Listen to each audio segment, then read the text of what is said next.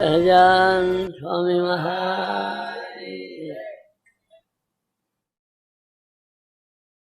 છેલ્લા પ્રકરણનું 12મું વચનામૃત.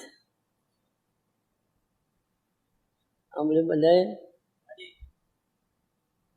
પછી શ્રીજી મહારાજ પોતાના ભક્તજનને શિક્ષા કરવાના અર્થે, દંડ દેવાના અર્થે નહીં, શિક્ષા એટલે દંડ જેવું લાગે ને, શિક્ષા કરવાની એટલે શીખવાડવા માટે, એટલે પોતાનું મિશ લઈ અને વાત ભક્તની કરે એટલે શિક્ષાના અર્થે, એટલે શીખવાડવાના અર્થે વાર્તા કરતા હવા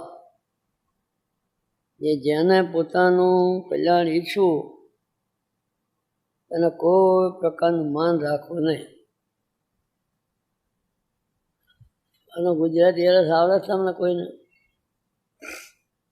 મારા જેવું બોલ્યા, જેને પોતાનું કલ્યાણ ઈચ્છવું એને કોઈ પ્રકારનું માન રાખવું નહીં. બોલો, આનો ગુજરાતી અરસ આવડે કોઈને? કહો.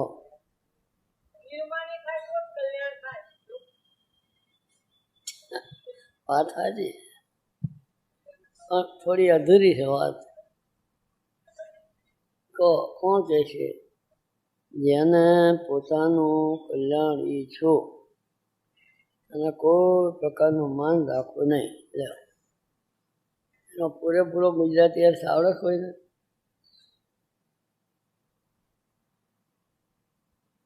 માન છે તો દેહ ભાવે હોય તો જ માન વર્તે ને.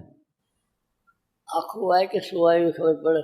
જેને પોતાના કલ્યાણને ઈચ્છું, જેને પોતાનું કલ્યાણ ઈચ્છો એને કોઈ પ્રકારનું માન રાખવું નહીં. આખો વાય કહે એનો ગુજરાતી અર્થ કરો, એમ બીજું કંઈ નહીં.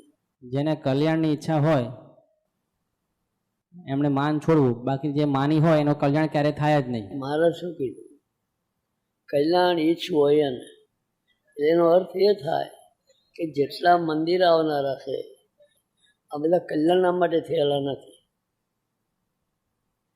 જેના કલ્યાણની ઈચ્છા હોય એટલે એનો અર્થ શું થયો? તમારા બાપા સત્સંગી હોય એટલે તમે મંદિર આવતા જ હોય, એટલે કલ્યાણ માટે જ આવો છે એવું નહીં, એ તો રૂટિન છે.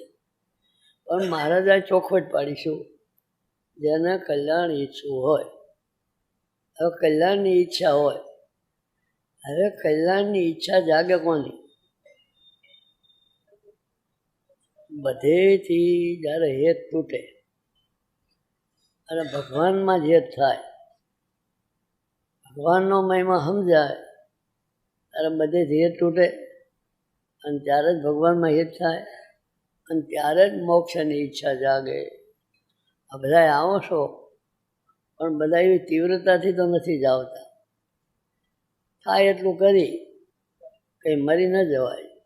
આપણે બધા કરીશું ખરા, પણ ખરા ખપથી કલ્યાણની ખૂબ તીવ્ર ઈચ્છાથી મહારાજને સંપૂર્ણ રાજી કરવા માટે એવા આગ્રહવાળા નથી.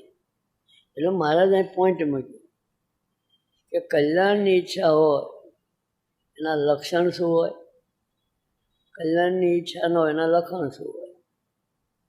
લક્ષણ એટલે ઈચ્છાવાળો હોય એ વધારે સમસ્યામાં આપે, વધારે રાજીપો કયો કમાય, એને વધારે હેડશેમાં થાય, વધારે સારું શું લાગે? માન સારું લાગે કે ભગવાન સારા લાગે? એટલા કલ્યાણનું સેમ્પલ બતાવ્યું.